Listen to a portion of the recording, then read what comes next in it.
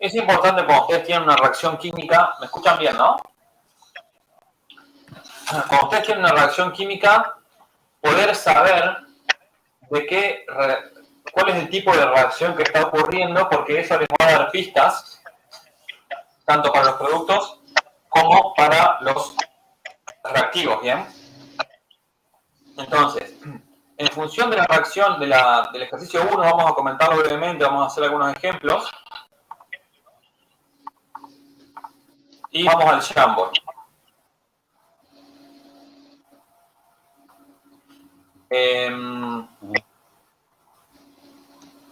Ahora voy a compartir el Jamboard. Después, si ustedes tienen alguna duda con alguno de los ejercicios, pueden ir poniéndolos ahí en el chat. ¿Sí? Claro, pueden contestar. Yo los voy contestando. Y así los vamos discutiendo. Vamos a cambiar de ventana.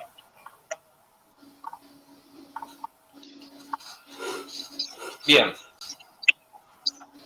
Bueno, entonces, fíjense que el ejercicio 1 habla de distintos tipos de reacciones. Describe ecuaciones químicas balanceadas para las reacciones listadas abajo. Clasifíquelas según tipo de reacción, precipitación de ácido-base, redox, desplazamiento, descomposición, combinación, etc.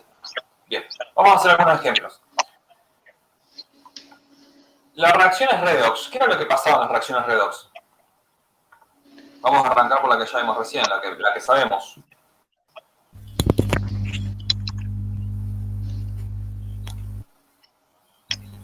Hay un cambio en la oxidación. Un componente se reduce y otro se oxida. Bien, o sea que, como bien dijo el compañero, tenemos una especie, ¿no? Que podemos definirla, por ejemplo, una especie... A ver si me escribe ahí.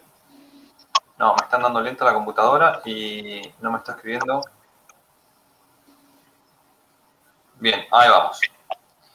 Una especie A más N, supongamos que sea un catión, ¿no? Que tenga carga N más positivo, que se reduce en un punto en el estado de oxidación, o sea que capta un electrón, y eso me va a generar un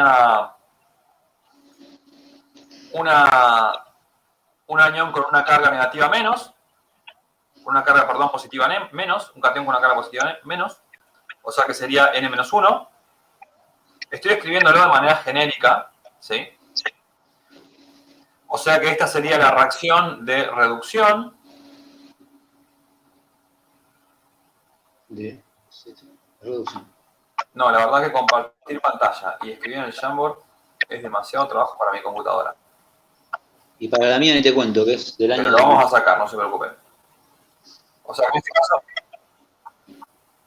esta sería la reacción de reducción, ¿bien?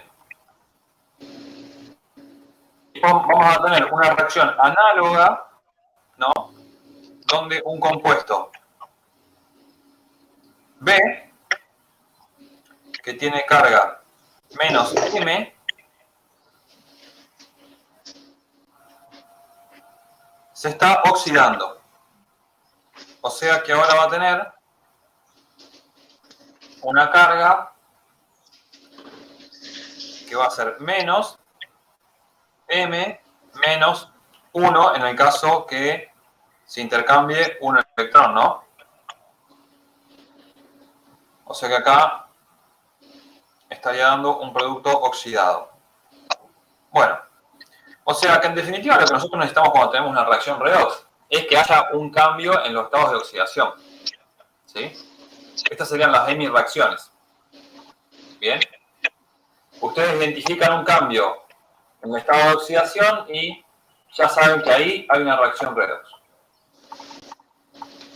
¿Cómo podemos representar de forma esquemática, por ejemplo, una reacción que está ahí de precipitación?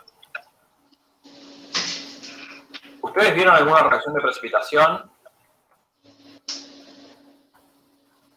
Estoy pensando en las reacciones que hicieron recién.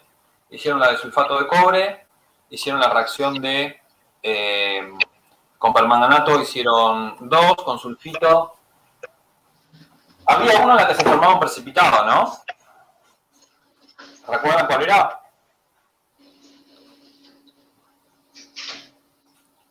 ¿Qué significa formar un precipitado?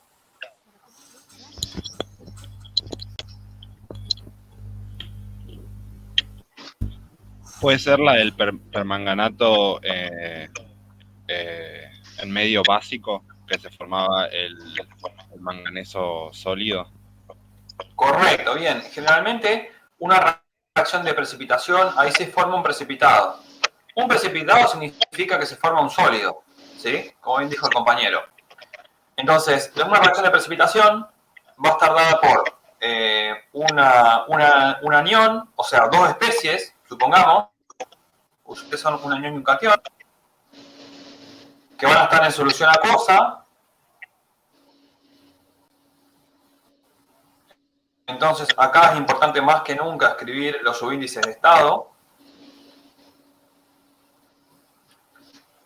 Estas dos especies van a estar en solución acuosa y van a dar una reacción en la cual se va a formar un producto sólido. ¿Sí? O sea que genéricamente la podemos describir así. Bien. O sea que vamos a poder ver un cambio a nosotros neto observable. Vamos a poder ver que se forma un sólido. El sólido lo vamos a ver independientemente del color que sea, ¿sí? La mayoría de los sólidos podríamos decir que son blancos. Que se forman, usualmente son blancos. Después hay mucho tipo de sólidos que son negros. Y otros pocos que son colorados. Pero en fin, en la reacción anterior, por ejemplo, no siempre vamos a ver un cambio visual. Podemos, como no, ver un cambio visual en las reacciones redox. Ahora, en las reacciones de precipitación, siempre vamos a ver la formación de un precipitado. ¿Bien? O sea, de un sólido. Me estoy dando cuenta que estaba escribiendo la diapositiva 4. Vamos a moverla a la 1. A ver. Pensé que estaba escribiendo la 1, pido disculpas. Ahora voy a mover la 1. Ahora me voy a la diapositiva 2. ¿Bien? Estoy sobre la diapositiva 2. Pido disculpas que estaba en la diapositiva 4 y no me he dado cuenta. ¿Qué sería una reacción de desplazamiento? ¿Alguien puede mencionar lo que es una reacción de desplazamiento? ¿Que se le ocurra? A ver. Hay dos tipos. Desplazamiento simple y doble.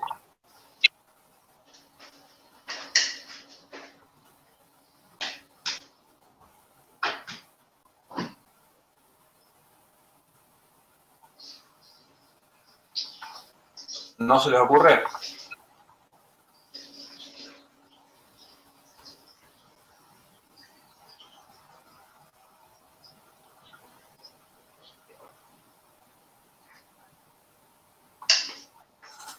Están un poco callados, me parece.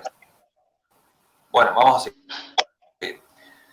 Desplazamiento simple. Desplazamiento simple es en que una especie química A, por ejemplo, reacciona con un compuesto. Si digo un compuesto, quiere decir que va a estar integrado por más de un elemento. Bien. Entonces, A está desplazando a uno de los componentes en el otro compuesto. ¿Sí? Por ejemplo, se forma AB y C queda solito. Esto vendría a ser una reacción de desplazamiento simple. Ahora, una reacción de desplazamiento doble estaría dada cuando un compuesto reacciona con otro. ¿Esto lo vieron en la teoría? ¿Esto lo vieron en la teoría o no lo vieron? Por eso, o sea, esa era la pregunta. ¿Vieron algo de esto en la teoría?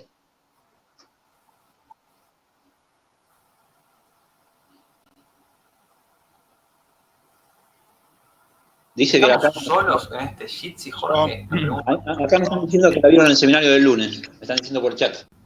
Milagros. Milagros me está diciendo que lo vieron en el seminario del lunes. Bien, bueno. Yo, ¿Quieren que avancemos con otro ejercicio de la guía que no sea el 1? Había alguien que quería hablar, perdón. no, iba a decir que yo estuve medio perdido con las clases, pero que igual me imaginaba lo que eran, pero por las dudas no arriesgué a decir cualquier cosa. Bueno, Es si ustedes peor, más o peor menos tienen callado. una idea de qué es lo que... Igual no pasa nada, si dicen mal no pasa nada. Preferible que hablen y que opinen y no pasa nada acá, no estamos tomando examen, así que no. Hablen tranquilo.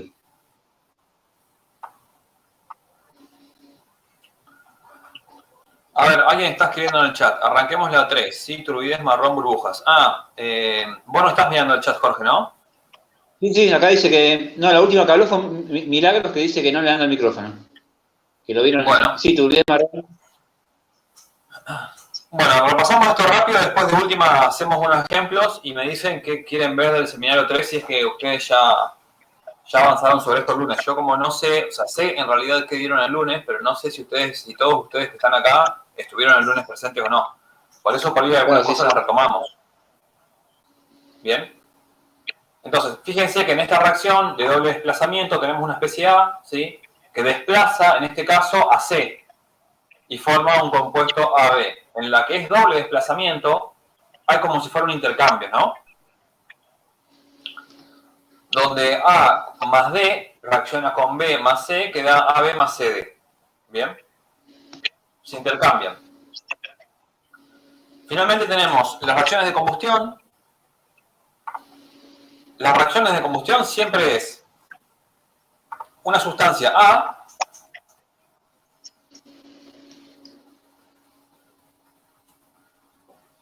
que reacciona con oxígeno.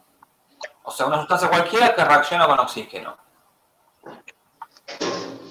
Si reacciona con oxígeno, ¿qué creen que le va a pasar?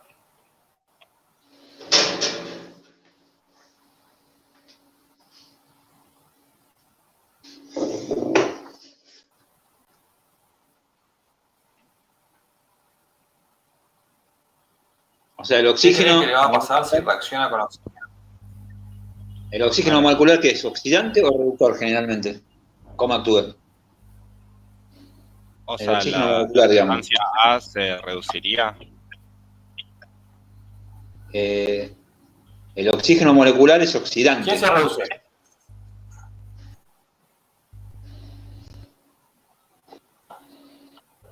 Ahí te lo dije, el oxígeno es oxidante, por lo tanto, ¿qué hace? Si el oxígeno es oxidante, Claro, entonces oxida a la A.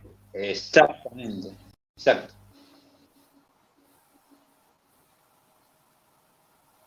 Acá lo que está explicando Bien. Leo es una reacción Entonces, de combustión. las reacciones de combustión son reacciones redox también. Eso, Son un exactamente. tipo específico de reacciones redox donde está reaccionando el oxígeno molecular. Bien. Y la característica que tienen es que desprenden una cantidad de calor importante. Entonces, A puede ser, por ejemplo,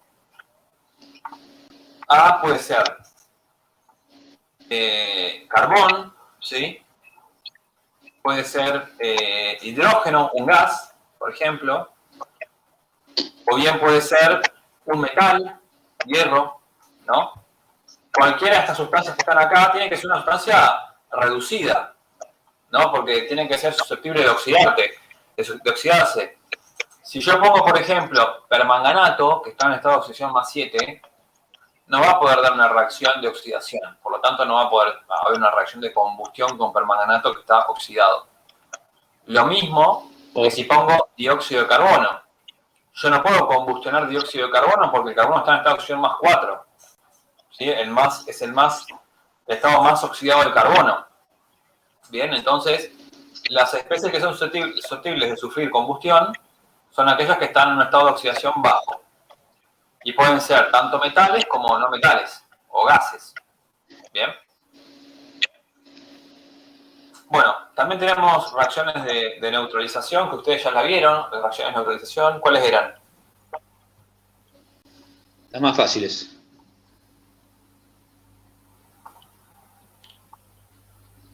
De un ácido y una base. Un Exacto. ácido y una base, ¿sí? Que son los ácidos base.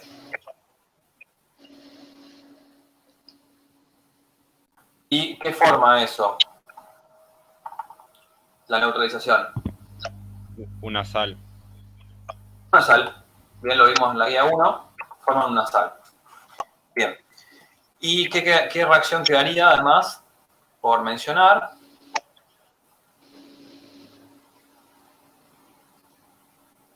A ver. Combinación y descomposición. Bueno, puede haber alguna. Ahí no hay ningún ejemplo que sea, por ejemplo, dismutación. Cuando tenés No, una eso lo habíamos molécula, visto digamos. nosotros en el encuentro pasado. Ah, lo habíamos visto, ¿no? En un ejemplo creo que Sí. había. Esta era entonces un ácido más una base que daba una sal más agua.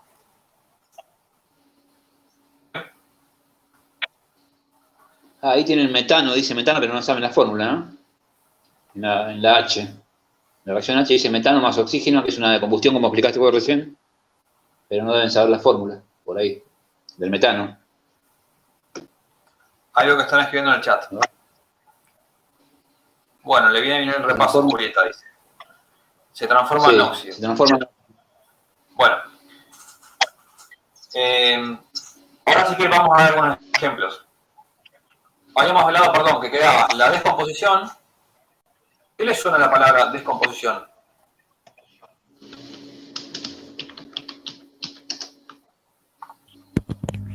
Que un compuesto se separa en sus especies. Claro, un compuesto o una molécula, ¿no? Puede ser la descomposición de una molécula o puede ser la descomposición de un compuesto. La diferencia era que el compuesto estaba constituido por más de un átomo, ¿no? De distinta entidad. Entonces, por ejemplo, la descomposición en términos genéricos sería un compuesto, por ejemplo, que se descomponen sus elementos A y B.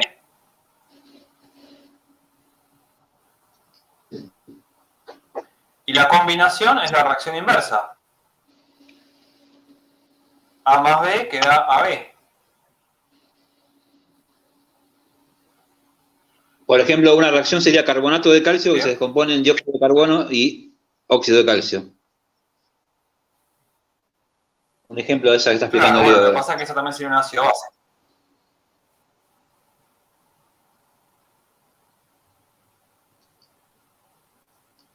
Bien.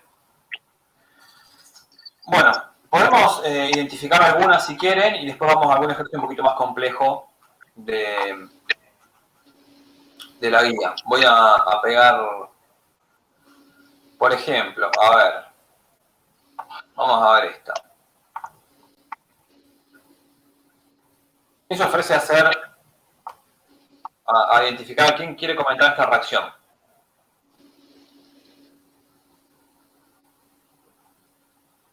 La D.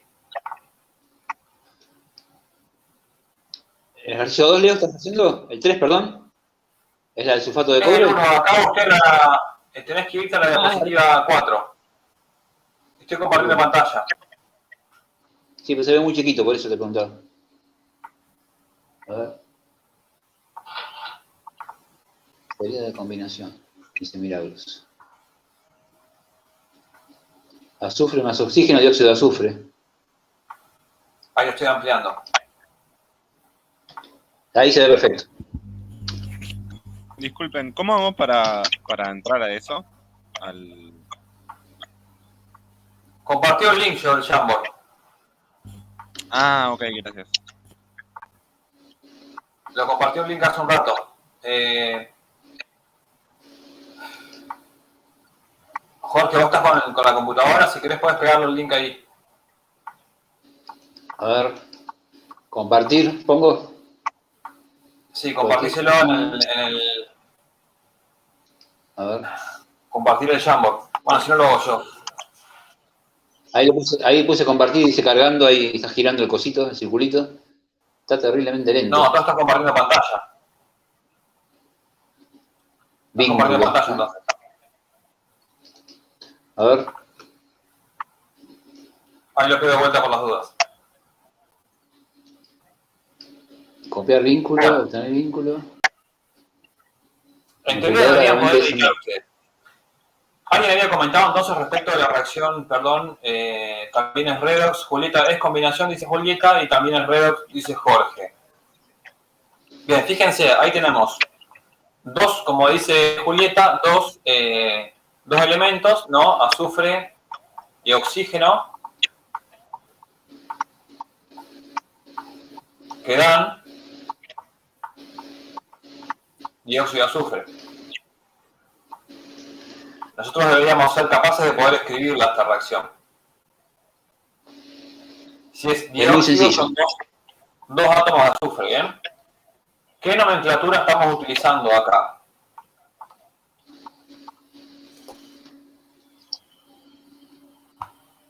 ¿Qué nomenclatura utilizamos si hablamos dióxido de azufre?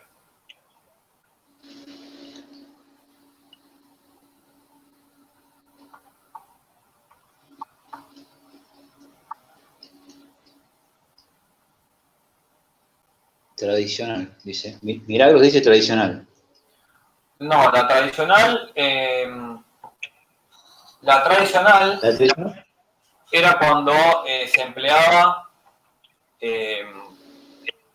Anhidrido no, porque esto sería dióxido de azufre. Terminaciones. Era con... Terminaciones en función de los estados de oxidación, ¿recordás? Se aplicaba generalmente para ácidos y para sales. La que utilizamos acá es la de atomicidad. Claro. Fíjate que estamos contando los átomos que hay en la molécula de dióxido de azufre. ¿Sí? Bien, entonces, vamos a analizar un poco esta reacción. Esta reacción, como dijo, creo que la Julieta, es una reacción de combinación, ¿habías dicho, Julieta? Sí, una reacción de combinación.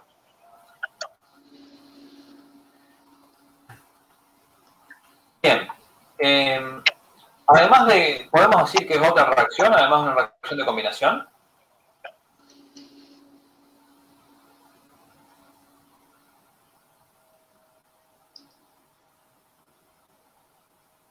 O sea, es una reacción, ¿qué otro tipo de reacción? Fíjense en los estados de oxidación de los elementos, de los reactivos y los productos. ¿Qué pasó?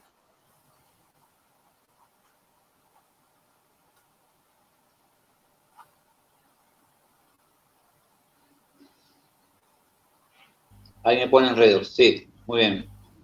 Bien, milagro, es una reacción redox. Fíjense que los estados de oxidación están cambiando. De 0 a, en ambos casos están 0 y en el azufre se oxida y en el oxígeno se reduce.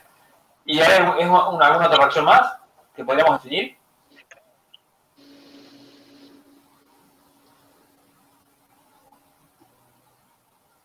Es una combustión, ¿no? Porque interviene oxígeno y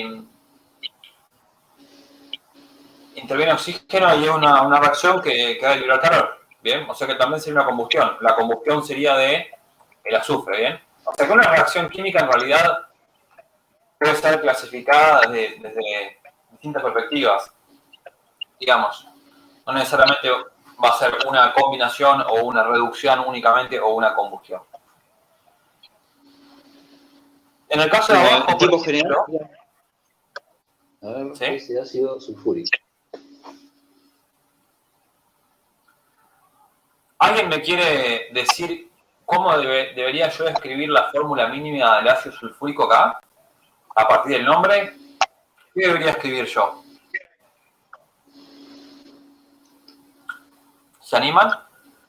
¿O alguien lo quiere hacer directamente en el Jamboard?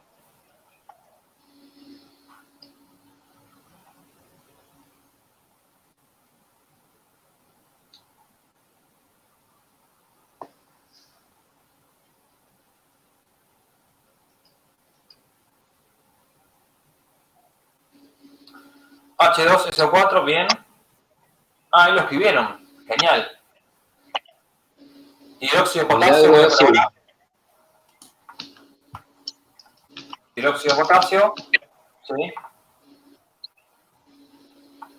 ¿Y quién quiere escribirlo? El sulfato de potasio. Bueno, el sulfato de potasio vendría a ser sencillo, ¿no?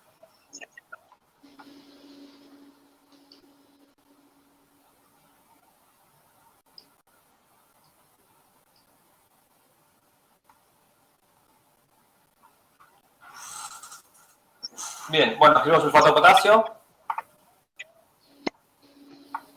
Esta reacción, ¿qué reacción sería?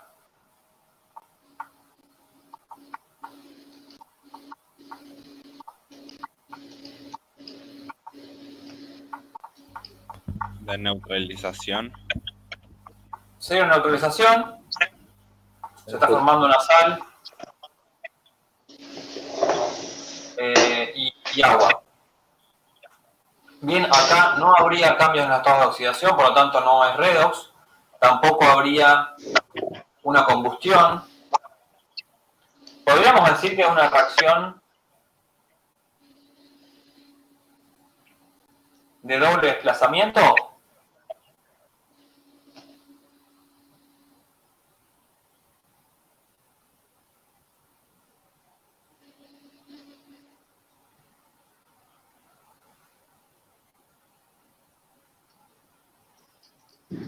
Acá Julita dice que sí.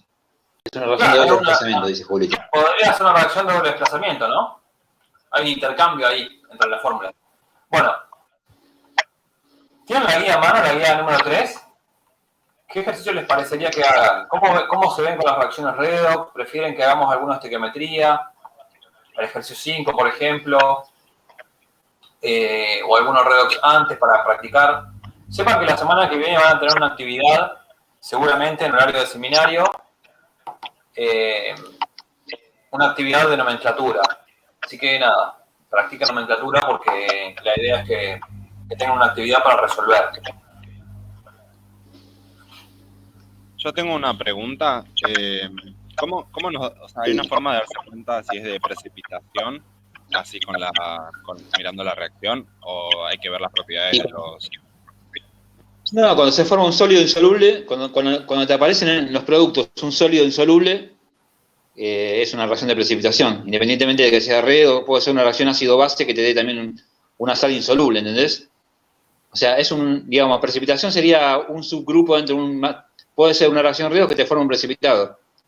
Si vos te fijás que aparece algo en estado sólido en los productos, es de precipitación. ¿Entiendes? Cualquier reacción que te forme un sólido insoluble en agua es, en este caso, de precipitación. En todos los ejemplos que vimos antes. No sé si se entiende lo que... Si no, preguntad de vuelta, no hay problema. No, sí, ¿Cómo? A priori, Juan Francisco, vos no sabés si te va a formar un precipitado la reacción química o va a estar solubilizada. Por ejemplo, si vos pones oxígeno en un medio, seguramente el oxígeno se va a reducir. No puede hacer otra cosa. ¿Bien? Entonces, ahí es un poco predecible lo que podría pasar. Si yo te pongo a vos cualquier reactivo con oxígeno y te intimo, entre comillas, a que escribas una reacción química, lo lógico sería que vos escribas un producto de reducción de oxígeno, por ejemplo, agua. Bien. Ahora... Acá Milagro está diciendo si se puede hacer el 7. Sí, lo estoy leyendo. Déjame que termine de explicarle esto a Juan Francisco y seguimos.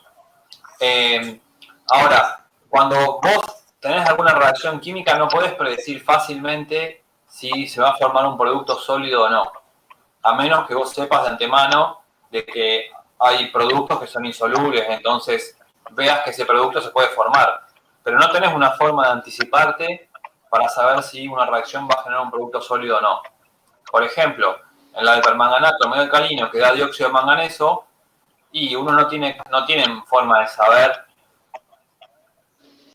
que en general se formaría un producto sólido. Le pasa que el dióxido de manganeso en este caso en particular, bueno, las especies que están en estado de oxidación más 4 no pueden estar en solución acuosa, ¿sí? Ya las que están en estado de oxidación más 3, sí. ¿Se entiende un poco más o menos? Claro, sí. Ahora, con esto último que dijiste, era lo que preguntaba. O sea que no, vos no puedes predecir fácilmente a menos que sepas. No, porque eso depende de la solubilidad y la solubilidad está relacionada con la energía de solvatación. O sea, con la capacidad de la molécula de agua para disolver el precipitado, y eso depende de la característica del precipitado y de quiénes conforman el precipitado. Entonces, a veces puede que se te formen compuestos insolubles, que el agua no tiene la capacidad de poder disolver ese precipitado, y a veces se te pueden formar compuestos que sean solubles, y el agua puede disolverlos. Entonces, la reacción no precipita. ¿Bien?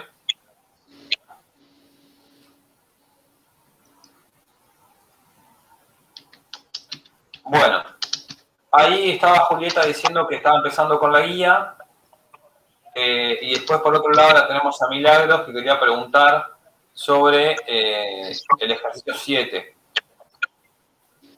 Vamos a ver el 7. Sí, creo que es el dióxido de calcio con el de rendimiento. A ver, si es el mismo guía. Bueno, vamos a hacer el ejercicio 7 porque los ejercicios de antes los hicieron, el 6, por ejemplo.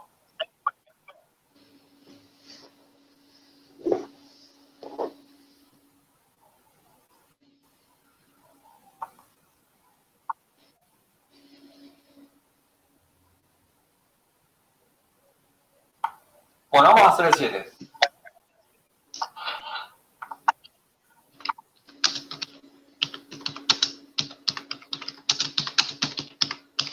Bien.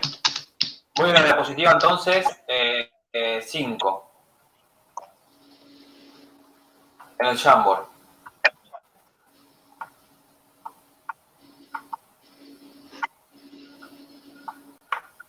Dice, ¿cuántos moles de hidróxido de calcio se obtendrán cuando se tratan 15 gramos de óxido de calcio, 85% de pureza, con una cantidad de agua si el rendimiento es 92%? Bien, este ejercicio es interesante.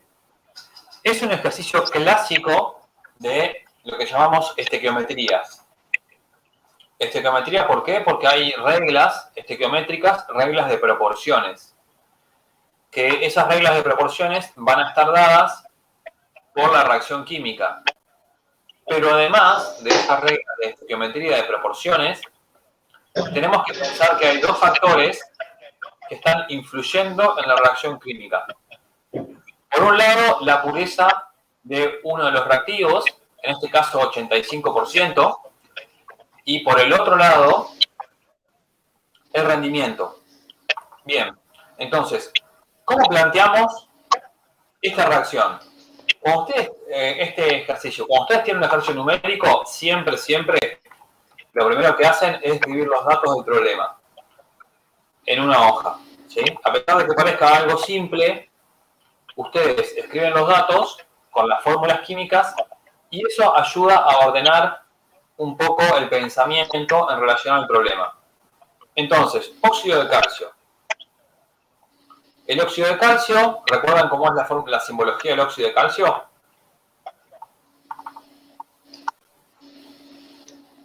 Calcio es Ca y el óxido es O, ¿bien? Es sólido, es un compuesto que es sólido.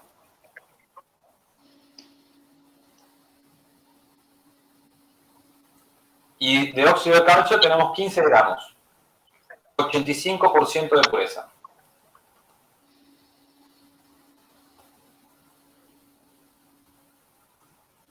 Bien, ahí estoy escribiendo, se va a actualizar. Bien, entonces, 15 gramos, 85% de pureza. Y lo tratamos con agua. Bien, o sea que acá lo tratamos con agua.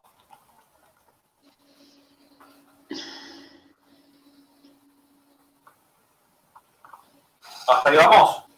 Por otro lado, nos dice que el rendimiento de la reacción es 92%.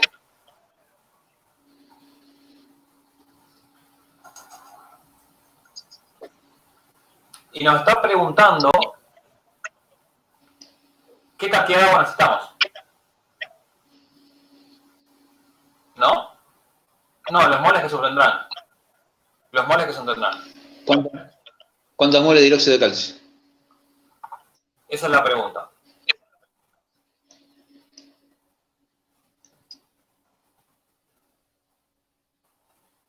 Y recuerden que el hidróxido de calcio tenía 2 oxidrilos.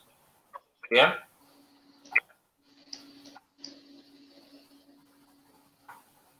Entonces, esa vendría a ser la pregunta de nuestro problema. Ahí el problema lo ordenamos. Tenemos que escribir la reacción química para poder interpretarlo un poco mejor a esto. Entonces, óxido de calcio más agua. Esto lo pueden hacer fácilmente, ¿no?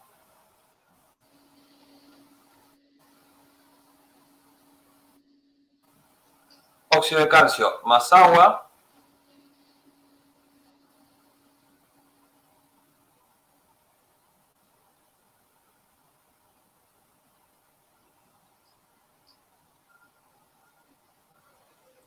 que da hidróxido de calcio. ¿Qué reacción será esta?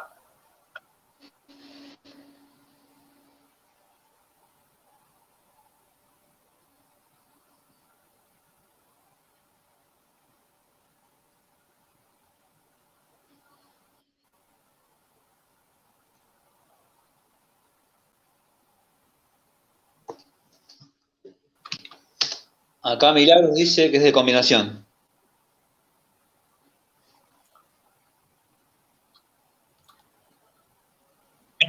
Bien. Ahí si me vas traduciendo lo que van poniendo en chat, Jorge, mejor así. Sí, eso lo puso para somos más interactivos. Lo puso por chat Milagros, que no tiene micrófono, dice que es una reacción de combinación. Bien. Bueno, perfecto. Fíjense, ahí yo acabo de escribir una reacción. Lo que deberíamos verificar es si está bien escrita la reacción. Tenemos un calcio, un anión óxido que reacciona con agua y eso da hidróxido de calcio. ¿Está balanceada?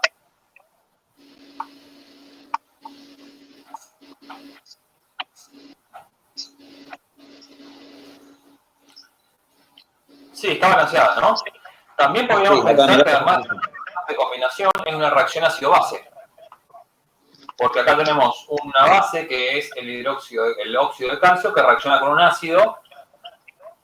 El agua podríamos decir que es neutra igual, pero se comporta como un ácido frente al óxido de calcio. Y genera una sal. ¿Sí? En realidad, en este caso, a decir verdad, mejor es pensarla como una combinación. Porque si bien la sal puede ser un hidróxido, no son las sales clásicas que ustedes vieron. Que es a partir de la combinación del hidróxido. ¿Sí? Acá Milagro pregunta si es de precipitación y estoy diciendo que no, porque bueno, el hidróxido de calcio, a pesar de que no es tan soluble en agua, o sea, a temperatura ambiente es soluble, digamos. Así que de precipitación Milagro no sería. Además hay una cuestión, generalmente Milagros, cuando vos pensás en una reacción de precipitación, partís de dos cosas que están solubilizadas. ¿Sí? A ver, yo acá le puse que daba un producto sólido. Que en realidad el hidróxido es un producto sólido. Pero está bien, no lo había visto eso, perdón. Desde la formación del producto sería una reacción de precipitación. Pero lo que está pasando acá es que vos también partís de algo que está sólido, que es el óxido de calcio. ¿Bien? Generalmente en la reacción de precipitación tenés dos sustancias que son solubles. En este caso, disculpen, me olvidé de poner, esto es agua líquida, que no lo puse. Vos partís de dos sustancias que están solubles, ¿sí? Y obtenés un sólido. ¿Bien? En este caso tenemos un sólido al que le agregamos agua y tenemos un sólido. Por lo tanto, siempre hay un sólido en el medio. Por eso por ahí el tema de la precipitación no lo estaríamos viendo tanto. Entonces, ¿cuál es la cuestión? Tenemos que indicar que este reactivo, ¿no?, está a un 85% de pureza, ¿sí? Y por otro lado, que el rendimiento de la reacción es del 92%. Entonces lo ponemos sobre la flecha. Bien.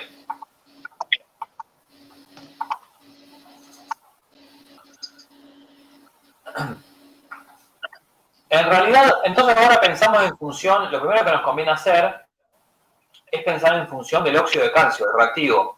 Si nosotros tenemos una masa de 15 gramos de óxido de calcio, pero dice 85% de pureza, ¿qué es lo que les está diciendo que es 85% de pureza? Que solo va a reaccionar el 85% de esos 15 gramos. Perfecto. Sí, está bastante bien lo que mencionás. ¿Por qué reacciona solamente el 85% de los 15 gramos?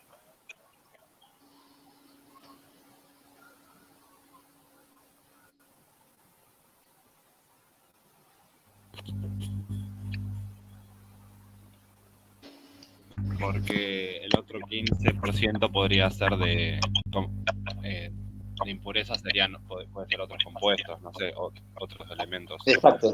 Correcto. Que no reacciona. Correcto, bien. Correcto, o sea que porque el otro 15% son otras cosas que no son hidróxido de calcio, por lo tanto, lo que estaría reaccionando sería solamente el 85%. ¿Bien? O sea que vamos a hacer una regla de 3 simples, donde si tenemos solamente que el 85% es puro, si nuestro 100%, ¿cuál sería nuestra masa impura? ¿Cuál sería ahí? Los 15 gramos, ¿no? Sería nuestro 100%.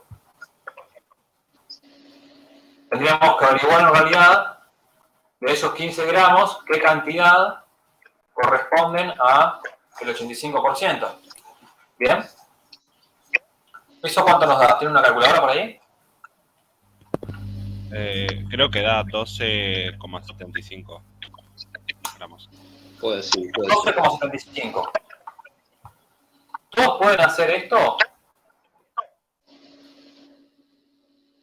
¿Todos llegan a entender esto que acabamos de hacer acá? ¿Y cómo se resuelve esa regla de 3 simples?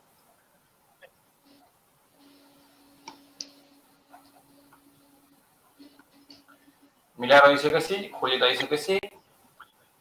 Después tenemos a María y Francisco, que fue quien calculó. Bueno, perfecto. Sigamos entonces. Bien, o sea que en realidad la cantidad de óxido de calcio que tenemos son esos 12,75 gramos. Y ahora yo les hago una pregunta. Si tuviéramos 12,75 gramos, o sea que es lo que reacciona, podríamos averiguar hipotéticamente cuál es la cantidad de hidróxido de calcio que se nos estaría produciendo, ¿no? ¿Cómo podríamos hacer para averiguar la cantidad de hidróxido de calcio que se nos generaría? No tenemos que saber cuánta agua se necesita para esos 12,75 gramos. No necesariamente, porque el agua te están diciendo que la cantidad es suficiente, no te dan ningún dato de la masa de agua. O sea que acá tenés un solo dato que es el óxido de calcio, ¿sí? Ah, okay. O sea, cuando te dan, podemos saber que cuando te dan no te interesa en este caso. Fíjate que dice cantidad suficiente. No.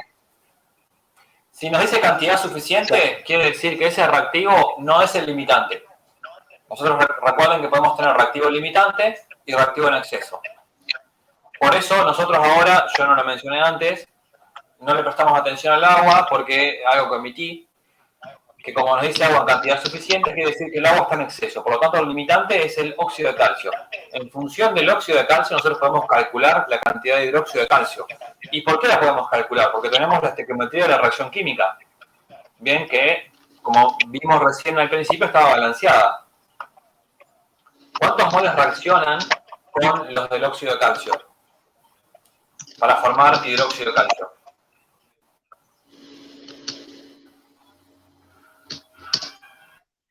Bueno, ahí me están preguntando qué significa rendimiento. Ahí más o menos lo estoy diciendo por el chat. Julieta está preguntando. Bueno, ya vamos a llegar sobre eso. Ya vamos a llegar a eso.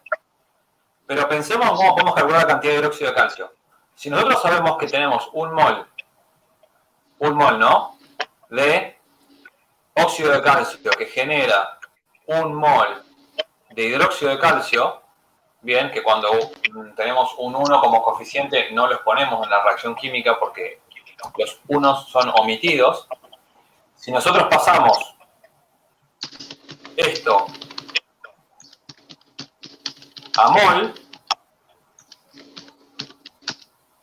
podemos averiguar cuántos son los moles de hidróxido de calcio, porque vendrían a ser la misma cantidad, ¿no?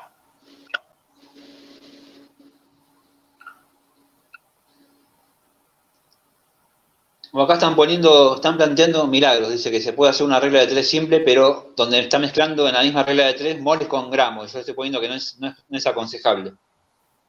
O sea, que la exprese todo. Ella dice que un mol de óxido de calcio produce un mol de hidróxido de calcio y después la segunda parte de la regla de 3 la pone en gramos. ¿Sí?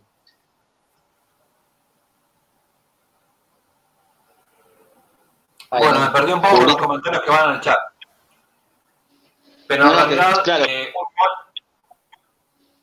Claro, están planteando que, o sea, me está preguntando si puedo hacer en la regla de 3 simple, en la parte de arriba, donde no está la incógnita, que pone moles, y en la parte de abajo, donde está la X, pone gramos. Y yo le estoy diciendo que, si bien el razonamiento está bien, digamos, no es conveniente mezclar en la misma regla de 3 moles con gramos. O pones todo en gramos o en todo en moles. Y ahora se está mezclando con el número de Avogadro acá, ¿no? Un lío. Bueno, a ver. No entiendo bien de qué están hablando porque viene una conversión en el chat. Tenemos que pasar básicamente esos gramos a moles, ¿no? Entonces, una alternativa es dividir por el peso molecular. ¿Sí? Si nosotros dividimos por la masa molecular del óxido de calcio, lo pasamos a moles. ¿Eso cuánto nos daría?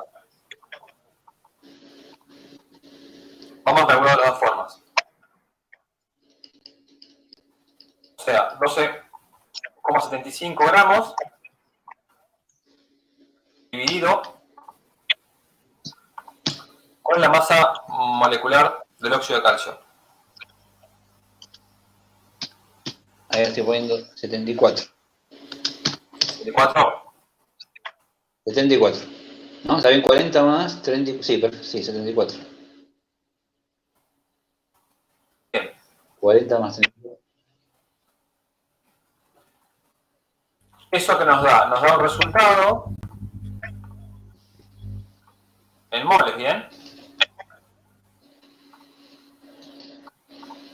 ¿Cuánto nos da ese valor? ¿Alguien quiere hacer la cuenta?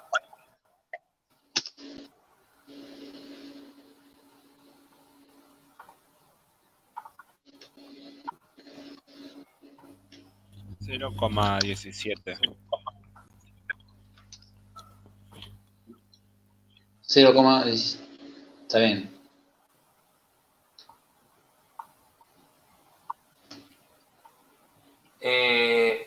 No, me parece que hay un error ahí, ¿eh? Es 12,75 dividido 74 tenés que hacer. 12,75 dividido 74. Me da eso. A ver. 0,172297. Lo que pasa es que está mal calculado, la masa molar del óxido de calcio es 56. Este valor no es 74, sino que es 56. No, porque el óxido de calcio tiene... óxido de calcio. Estamos hablando de óxido, no de hidróxido, perdón. Óxido de calcio, tenés razón, es 56. Claro, yo te iba a preguntar Claro, porque 74. en la tabla periódica aparecía con 15,99 el oxígeno. Bueno, esa cuenta No, no lo que la dice vamos a hacer. Dividido 56. 0,227, Leo. Bien. 0,227. Bueno, entonces, Está bien, esta es una forma de hallar la masa, los moles de óxido de calcio. Otra forma, lo hacemos por única vez, acá para que se entienda, para hallar los moles es hacer una regla de 3 simples, ¿no? Si un mol de óxido de calcio es 56 gramos, equivale a eso, la pregunta sería, ¿cuánto equivaldrían? 12,75 gramos. Bien. Esta es la otra alternativa, mediante una regla de 3 simples. Dividir por el peso molecular o hacer esta cuenta es lo mismo que hacer la regla de 3 simples. Fíjense que esto de acá es 56 sobre 1, ¿bien? O sea, 56 sobre 1, la masa molecular, equivale a ser 56 que tengo a la derecha en la regla de 3 simples dividido 1, ¿bien? O sea que dividir por el peso molecular es como hacer una regla de 3 simples. Y esto nos va a dar, obviamente, el mismo resultado. ¿Sí? 0,227. Bien, moles.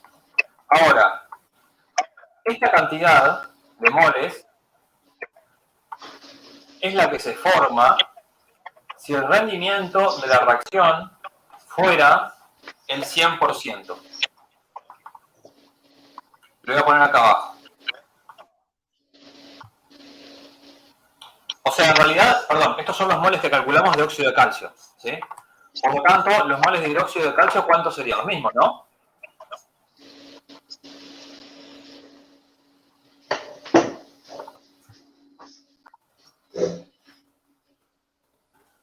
¿Cómo hacemos para hacer una reacción, una regla de 3 simple en este caso? Para averiguar los moles de hidróxido.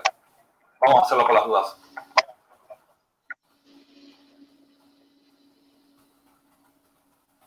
Para que bien desarrollado esto.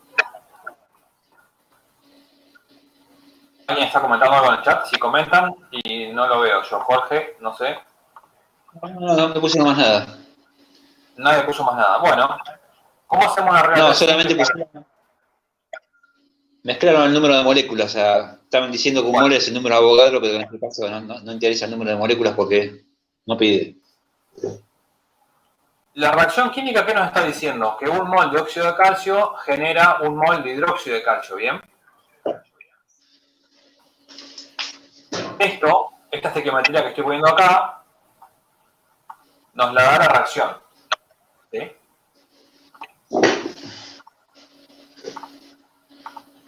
Esto de acá nos lo da la reacción. Un mol reacciona con un mol. ¿Bien? Por lo tanto, si nosotros tenemos 0,22 moles de óxido de calcio, ¿cuántos se nos generarían de hidróxido?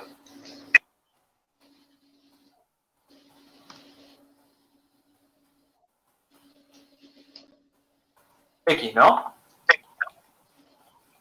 ¿Y esos X cuánto nos daría?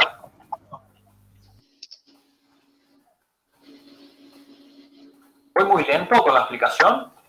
Si voy muy lento, voy más rápido. Lo que ustedes digan.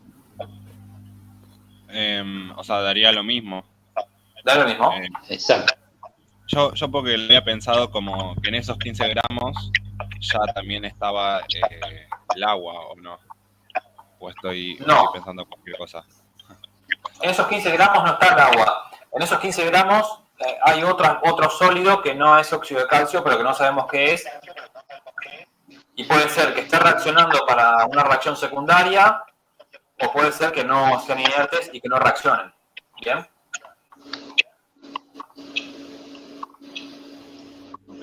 Bueno, entonces, averiguamos la cantidad de hidróxido de calcio. O sea que ya tenemos casi el producto.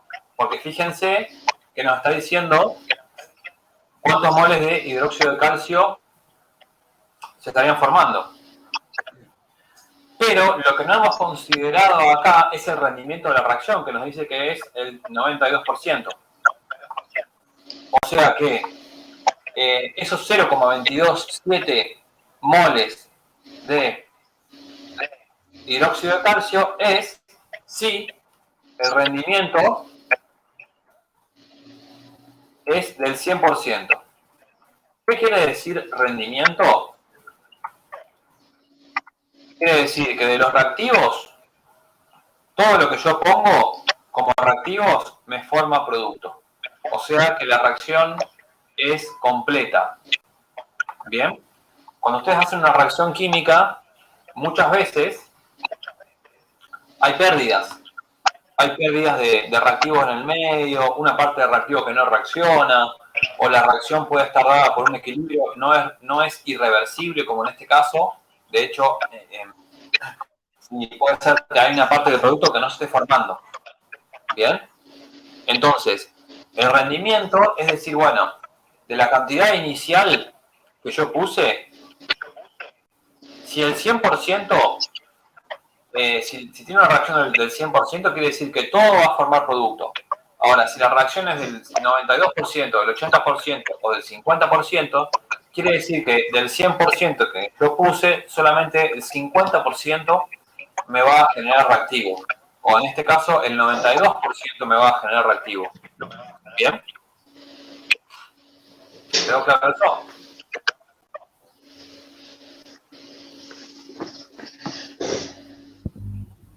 No responden. Bueno, no Bien. responden, pero asumo que sí. Asumimos que sí. Perfecto. Sí. Vamos a la diapositiva siguiente entonces. Entonces, lo único que nos faltaría sería poder saber a cuánto equivalen ese 92%. ¿Cómo hacemos? Podemos utilizar estos datos que están acá. Podemos hacer una regla de 3 simples. Nuevamente, ¿no?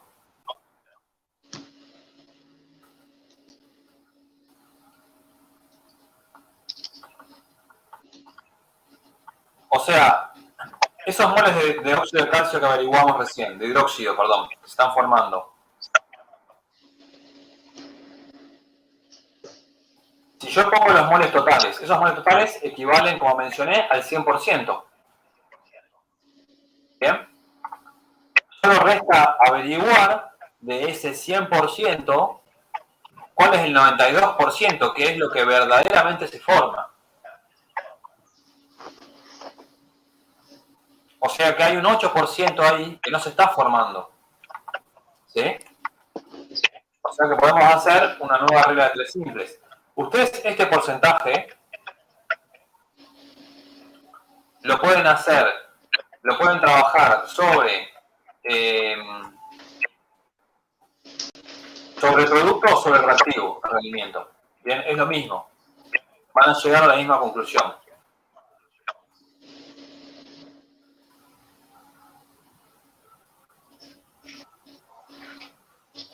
Bien, otra regla de 3. Y ese valor nos da 0.227 por 0.92, 0.2088 me da acá.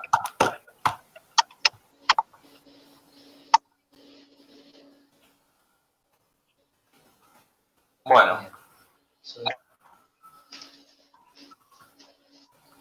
Y la respuesta nos dice que es 0.209. Fíjense.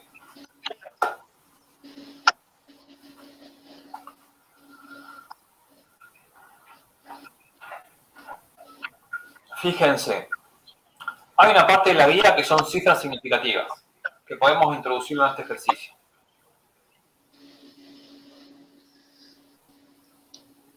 ¿Eso lo vieron los Leo? ¿Lo explicaron en el trabajo práctico? ¿Cifras significativas o no explicaron nada? No, no explicado. Está explicado, ¿no? Está explicado, creo, igual, en la guía. Creo que no les explicaron todavía, que debimos explicar en el seminario. Bien. Fíjense acá, volviendo a este ejercicio. ¿Este ejercicio se entendió entonces? Antes de continuar con otra cosa. Yo sí lo entendí. Bien. Bueno, nos vemos. Fíjense que acá tenemos 4 números distintos, ¿no? 15 gramos por un lado, 92% por otro, 85% y 0,209 moles. Si nosotros analizamos este ejercicio desde el punto de vista de las cifras significativas, ¿qué significa cifras significativas? Cuando uno tiene un número,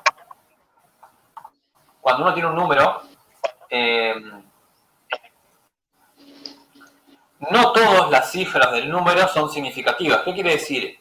Que hay cifras, por ejemplo, las que me informa la calculadora. La calculadora generalmente me informa números hasta con 14 cifras más, no sé. Pero hay números que digamos, están sujetos a error experimental. O sea, el concepto de cifra significativa lo que está hablando es de un error de la medida que yo puedo tener a la hora de medir algo y asignar un valor, ¿no?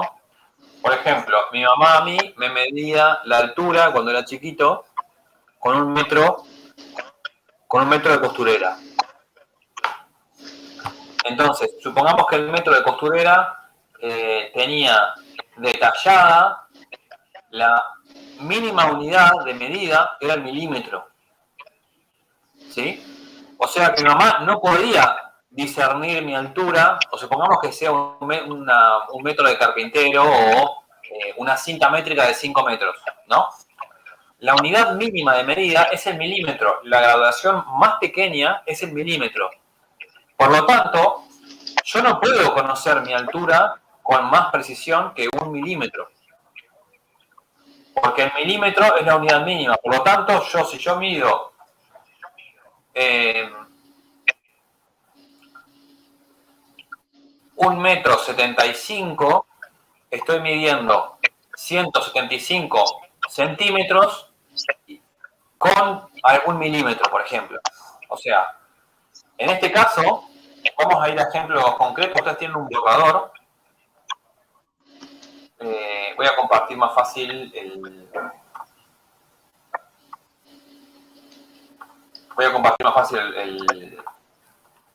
PDF de cifras significativas. Denme un segundo.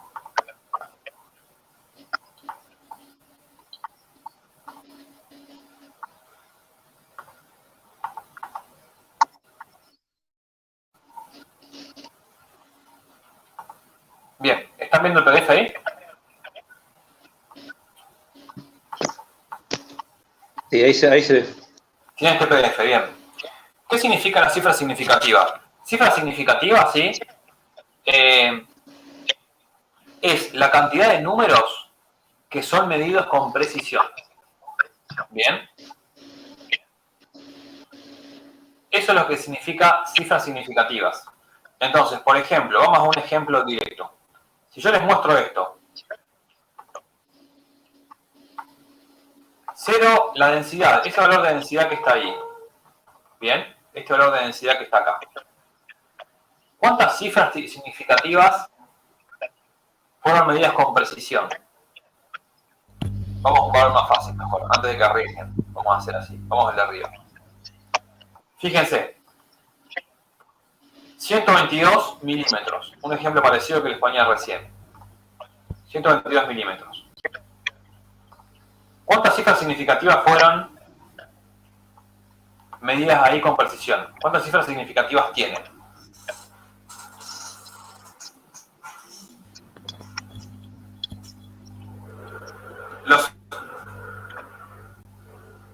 ¿Nadie arriesga? ¿Las 3 cifras son significativas? Las 3 cifras son significativas. Yo puedo discernir el 1 del 100, lo puedo discernir. El 2, que corresponde a la decena, del 20, lo puedo discernir. Y el 2, que corresponde a la unidad, también lo puedo discernir con precisión, ¿sí? En este caso, por ejemplo, 1,72 metros, el valor que está ahí a la derecha, también tiene 3 cifras significativas. Porque puedo discernir el 1, ¿sí? Puedo discernir el 7 con mi elemento de medida y puedo discernir el 2. Ahora, supongamos que yo, mirando ese número que está ahí, 1,72. Agarro y escribo 1,72, 0. Y le agrego un 0 más. ¿Puedo discernir si ese 0 que está ahí es significativo o no? Si yo agarro y se lo agrego ahora, así, como dice. O sea, las significativas serían también las primeras 3 cifras. Serían las 3 cifras primeras, porque yo ese 0 lo estoy inventando. No estoy midiendo el 0 que está ahí. O supongamos que yo le escriba un 5. Si yo lo escribo ahora, sin medirlo, si mi elemento de medida no puede medir a la centésima parte, no puede medir a este nivel, ¿sí? Al nivel del 5 que está ahí, yo no puedo poner un 5 ahí. ¿Se entiende? Si yo tengo una regla que mide hasta milímetro, no puedo poner 0,05 milímetros, porque yo mido 1 milímetro, mi unidad de medida es el milímetro, la más pequeña. Por lo tanto, yo tengo un error de más o menos 1 milímetro en mi medida. Puedo inventarle los números que queden detrás del milímetro, pero no van a ser significativos, porque no los puedo medir. ¿Bien? Entonces, las cifras significativas es la última unidad a mí, mi última cifra que yo puedo medir con la mayor precisión. ¿Sí? Entonces, por ejemplo, 1,72 tiene un error de la medida que va, si esta medida está en metros, yo puedo llegar a medir hasta 1 centímetro. ¿Sí? O sea, la centésima parte del metro. ¿Bien? ¿Hasta acá vamos?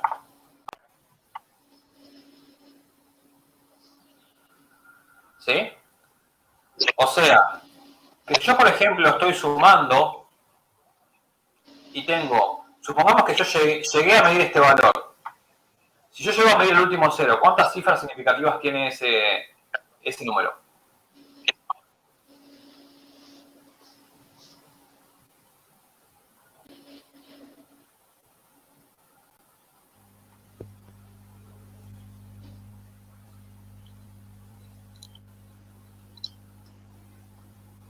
¿Alguien arriesga? O sea, serían las primeras 4 cifras. Sería 4. Bien. ¿Sí? O sea, si yo puedo medir 16,000, ese número tiene 4 cifras significativas. ¿Bien?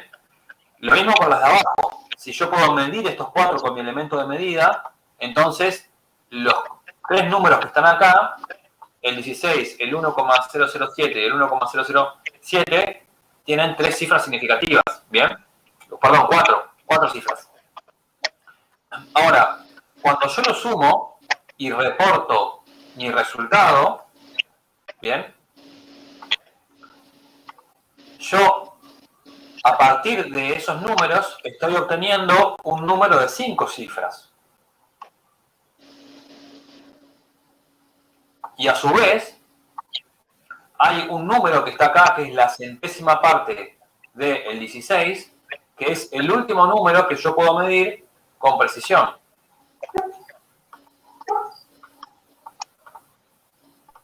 Yo puedo medir con precisión hasta esa cifra que está ahí. Perdón, esa de ahí. ¿Bien? Esa la puedo medir con precisión. ¿Por qué? Porque si yo, bien, para el 1 puedo medir el 7 en los dos casos, para el 16 puedo medir el último 0. Y el 16, el último 0 del 16, que marqué con la flecha roja, me está condicionando la precisión de las otras medidas. Por lo tanto, cuando yo informo este resultado, lo tengo que informar de esta manera. Este 4 que está acá, no lo puedo asegurar en la realidad, porque tengo la cifra del 0 que me está condicionando la precisión de este valor que se me generó acá, del 4 que había ahí antes. ¿Bien? ¿Se entendió un poco? O sea que cuando yo hago sumas y restas, la cifra significativa que voy a reportar es de aquel número que tenga la unidad más grande. Yo, por ejemplo, en 1,007, puedo medir a la milésima, tiene un error. El error en este caso va a ser de más o menos 0,0001, pero en el caso del 16, el error que voy a tener va a ser de más menos 0,01. ¿Sí? Ese es mi error. Por lo tanto, mi resultado va a estar condicionado por aquel número que tenga el mayor error de medida. Por lo tanto, lo tengo que reportar a mi resultado como más o menos 00,01. O sea que no puedo decir que el resultado ese que está ahí es 18,014. ¿Sí? Puedo hablar con precisión hasta el 1. Lo otro lo desconozco porque ese 16 me introduce variabilidad del 0 para atrás, del 0 a la derecha, ¿se entiende?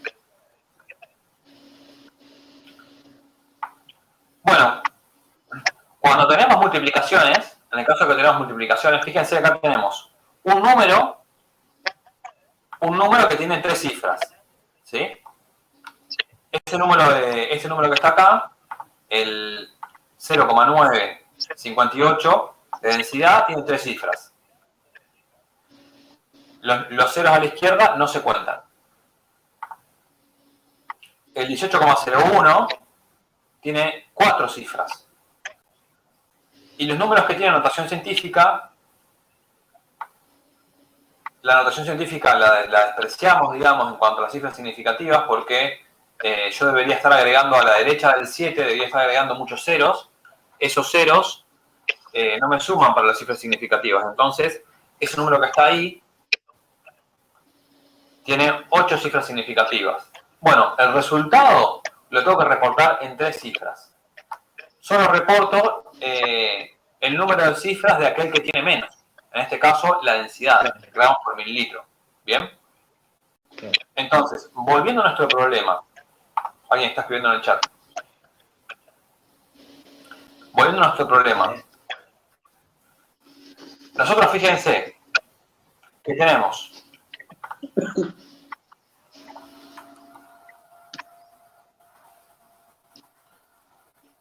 un número de 3 cifras, ¿no? No, son 2 números de 2 cifras. 15 gramos, 92 gramos Sí, y 85 gramos todos tienen 2. son todos de 2 cifras significativas. ¿Bien? Y nosotros estamos operando con multiplicación y divisiones. ¿Sí? O sea que tenemos que tomar para reportar nuestro resultado aquel que tiene menor cifras significativas. Como son todos de 2 cifras significativas, ¿cuál sería nuestro resultado correcto para esto que nosotros escribimos acá? ¿Cómo sería nuestro reporte para ese valor que está ahí? Bueno, esto en realidad lo deberíamos reportar con 2 cifras. ¿Bien? 2 cifras. Por lo tanto, lo que podríamos decir de nuestro valor de moles de óxido de calcio es que obtuvimos 0,21 moles. ¿Bien? Redondeamos en 9 a 1. Con el 0. Eso sería reportarlo con 2 cifras. Y lo que hacemos es, como bien dijo Jorge, todo lo que está atrás, fíjense que nosotros podemos hablar con precisión hasta la segunda cifra, o sea, hasta donde está el 0, pero lo que está atrás tenemos que redondearlo. Por lo tanto, si tenemos 5 o más, redondeamos hacia el 1. ¿Bien?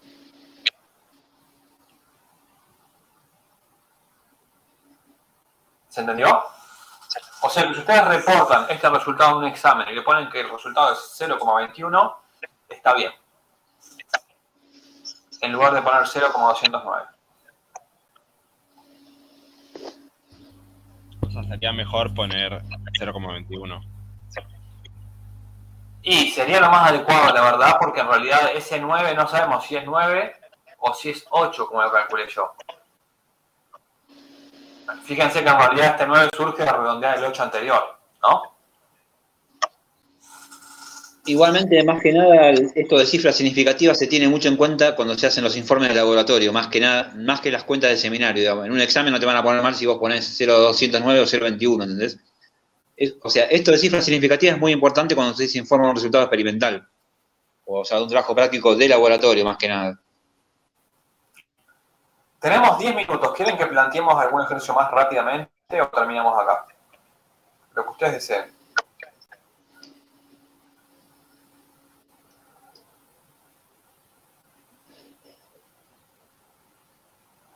Creo que hay 4 o 5 chicos conectados, nada más. Si tienen alguna pregunta, pueden hacer por chat o por algún ejercicio que quieran hacer, no sé.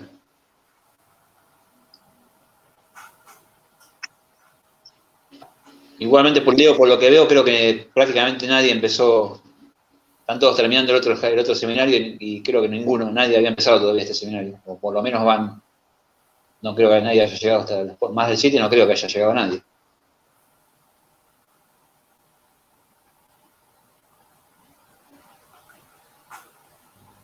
Sí, yo todavía no había empezado Una aclaración para el ejercicio 9, ese que habla de los astronautas. A ver, ¿cuál es El ejercicio 9 que dice que un hombre en reposo consume 20 litros. Ese. Que hay una fórmula ahí medio rara, no sé si la ven, que dice potasio, oxígeno 2. No está mal la fórmula. No es óxido de potasio. Ven que dice qué cantidad de KO2 se necesita una cápsula espacial para producir por reacción con agua. Ese KO2 que figura ahí en realidad no es óxido de potasio. Es un compuesto especial que se llama superóxido de potasio. ¿Me pueden decir ahí el oxígeno, en esa fórmula de calcio oxígeno 2, con qué número de oxidación está actuando el oxígeno? Sabiendo que no es un ion óxido normal, no es menos 2. O sea, ahí el oxígeno no actúa con menos 2. ¿Alguno me puede decir con qué número de oxidación está actuando?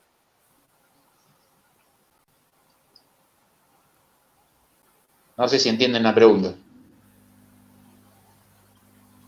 Menos un medio me ponen acá. Muy bien. Muy bien, men. Ahí el ion oxígeno está actuando con un estado de oxidación, un número de oxidación de menos un medio, que es un ion que se llama superóxido. Por las dudas acá, por si no sabía antes de hacer el ejercicio. Ahí como comentario, el ejercicio 8 aparentemente es igual que el ejercicio que acabamos recién. Solamente que es en sentido inverso, ¿no? Se obtiene, dice 500 gramos de cloruro de mercúrico más 80 gramos de sulfuro de hidrógeno. Se obtuvieron 420 gramos de sulfuro mercúrico. Entonces pregunta, ¿cuál es el reactivo que está en exceso y cuál es la pureza del reactivo que está en defecto? Bueno, ahí tienen reactivo en exceso y reactivo en defecto. Bien, tienen que hacer algunas cuentas ahí con la estequiometría de la reacción. O sea, en realidad, ustedes pueden lo pueden plantear a partir de los moles, o sea, es más lindo hacerlo. Generalmente se prefiere que transformen todo de una en moles y trabajen con moles que no en gramos. Sí, no está mal si trabajan en gramos, pero es preferible, como la unidad de medida es el mol, preferible hacer todos los cálculos, transformar todo de una en los gramos en moles y trabajar con moles. Van a llegar al mismo resultado si lo hacen en gramos.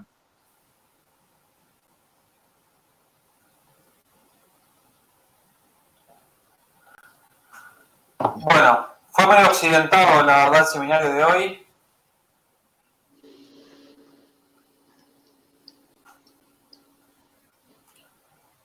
Vamos a ver si para el próximo trabajo práctico nos acomodamos. Por ahí la idea es que pongan de 2 grupos juntos. Yo después mandaré algunas indicaciones